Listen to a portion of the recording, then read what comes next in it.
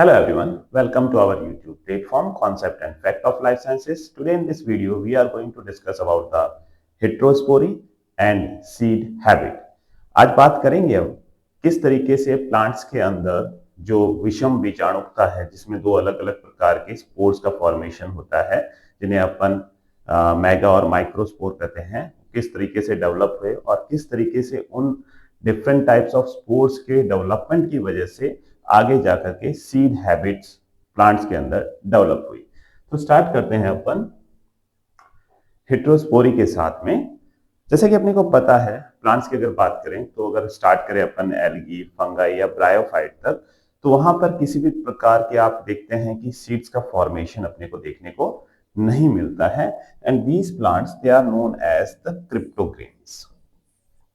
They are known as the cryptogams. Now from pteridophyte onwards अपने को seed development कुछ genera के अंदर देखने को मिलता है। तो जो सीडेड प्लांट्स होते हैं उनको अपन कहते हैं फेनेरोगेम्स या स्पर्मेटोफाइट्स।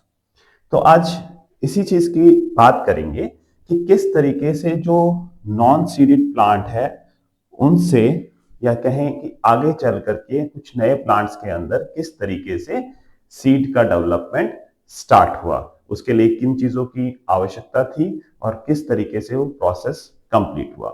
तो स्टार्ट करते हैं अपन हेटेरोस्पोरी से।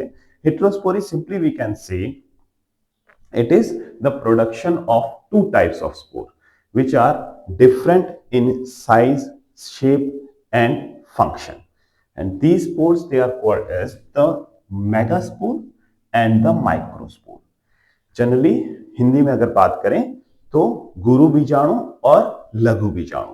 तो जो मेगास्पोर होते हैं ये जनरली जो स्पोर है इनको अपन कहते हैं these are the female spore, while the microspores they are called as the male spores. So if there is a production of two different type of spores in plant, they are called as heterosporous plant, and these spores they are called as the megaspore and microspore.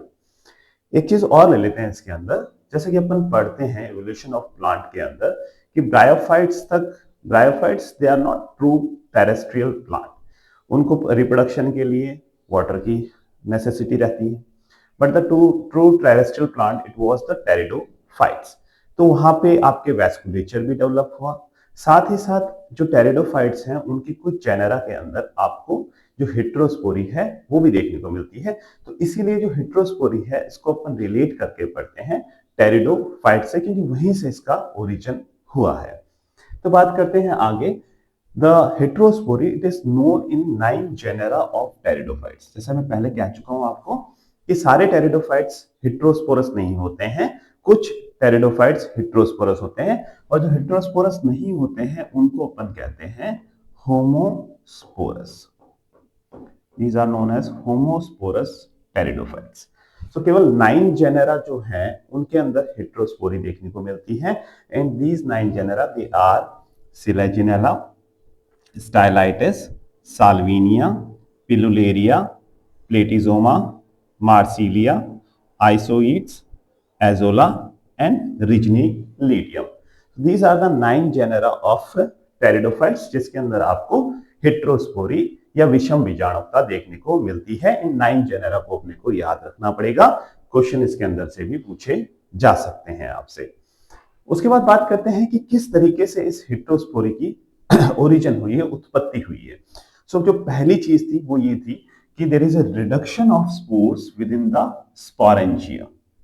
ठीक है, जो बीजाणुधानी है उसके अंदर जो spores की संख्या है उसके अंदर कमी देखने को मिली, जिसकी वजह से अपने को हेटेरोस्पोरी या विषम बीजाणुकता प्लांट्स के अंदर देखने को मिलती है।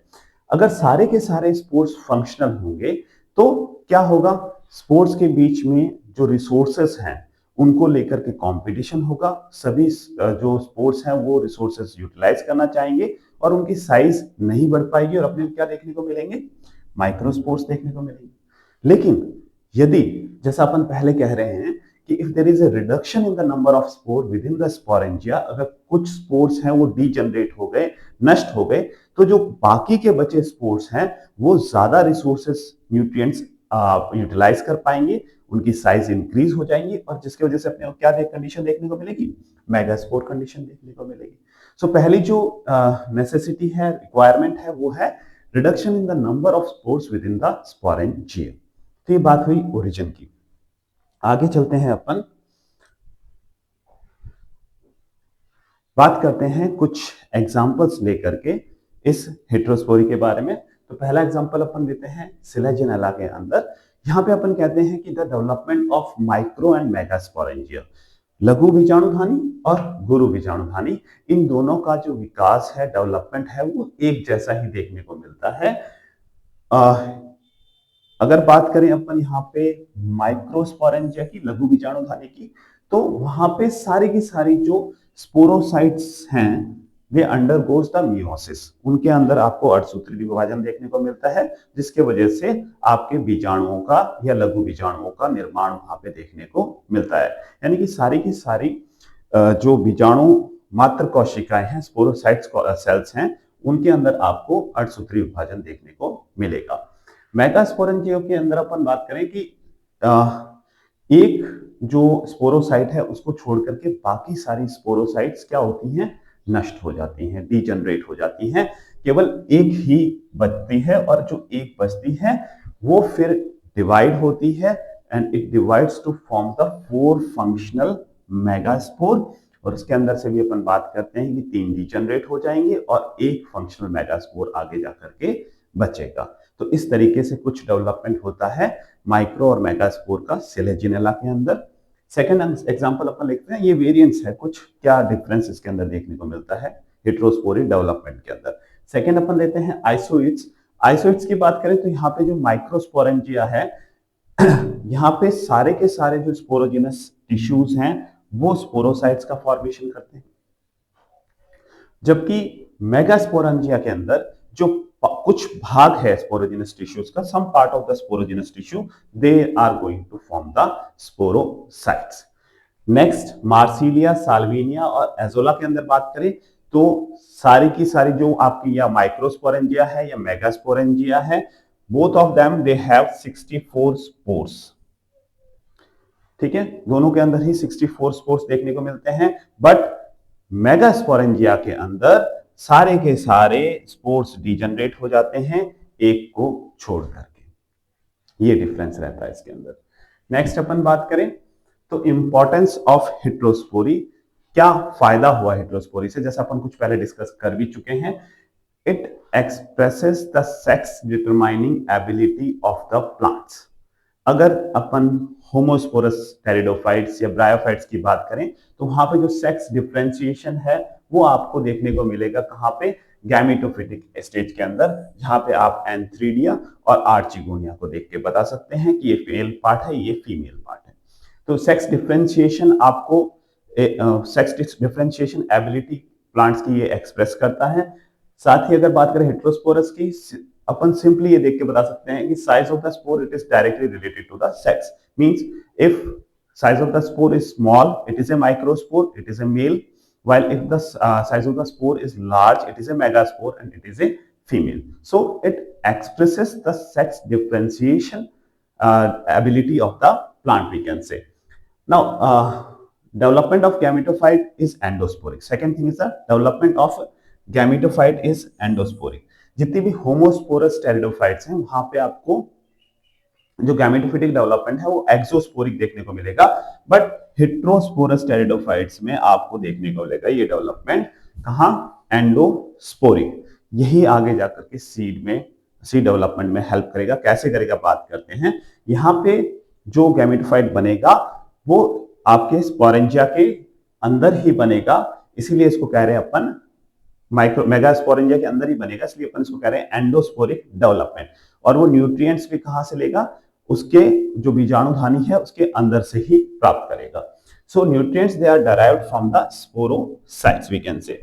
और तीसरी चीज जो इंपॉर्टेंस है हेटेरोस्पोरी की, वो जाकर के आती है डेवलपमेंट ऑफ द सीड्स। तो बात करते हैं सीड डेवलपमेंट के बारे में, क्या होता है ये। जैसा कि अपन पहले बात कर चुके हैं, प्लांट्स को अपन 2 कैटेगरीज में डिवाइड करते हैं। One is the phanerogames while the other is known as the cryptogames.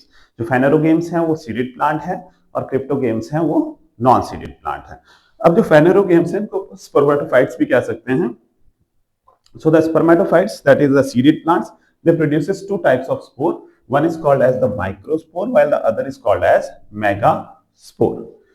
Now functional megaspore is not liberated from the megasporangium. Simply जैसा कि अपन ने बात की थी अलग अलग वेरिएंट्स के अंदर कि मेगास्पोर का डेवलपमेंट मेगास्पोरेंजिया के अंदर ही होता है, वो न्यूट्रिएंट्स मेगास्पोरेंजिया से ही प्राप्त करता है, तो उसको अब फ्री नहीं किया जाता है.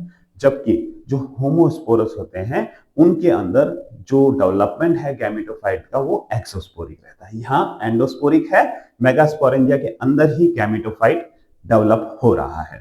तो यहाँ पे जो मेल गैमेट है, फीमेल गैमेट है, फीमेल गैमेट कहाँ है? मेगास्पोरेंजिया के अंदर है. मेल गैमेट्स को आप लिबरेट कर सकते हैं आउटसाइड.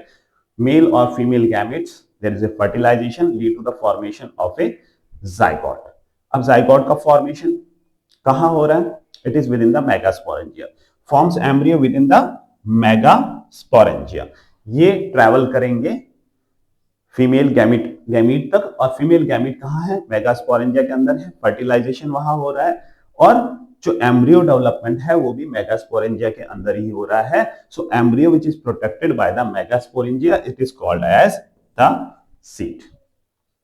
सो अगर आपसे कोई पूछे कि रिक्वायरमेंट्स क्या है सीड प्रोडक्शन के लिए, तो सिंपली पहली चीज अपने को चाहिए heterospory, that is the production of two types of spores. It is first necessity.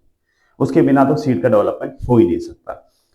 फिर reduction in the number of functional megaspore. हमने बात की पहले ही कि अगर सारे के सारे स्पोर्स हैं वो क्या रहेंगे? फंक्शनल रहेंगे. There will be a huge competition for the resources और जिसकी वजह से अपने को माइक्रोस्पोर देखने को मिलेंगे. लेकिन अगर कुछ जो स्पोर्स हैं वो डिजनरेट हो गए तो remaining spore they will get full nourishment and there is a production of megaspore. So second condition, there should be a reduction in the number of megaspore within the megasporangium. Next, retention of megaspore within megaspore, जो अभी अपन बात कर रहे हैं. यहाँ पे जो gametophytic development है वो एक्सोस्पोरिक नहीं होकर के कैसा होता है? एंडोस्पोरिक होता है. मेगास्पोरेंजिया के अंदर ही होता है. फर्टिलाइजेशन इंटरनल है, आपको एम्ब्रियो डेवलपमेंट देखने को मिलता है. Embryo remain surrounded by the megasporangium, that is called as the seed. So ये तीन कंडीशन अगर मैट होती है then there will be a production of seed and the plants they are known as the seeded plants. So this is all about the seed habit and heterospory. Thank you very much.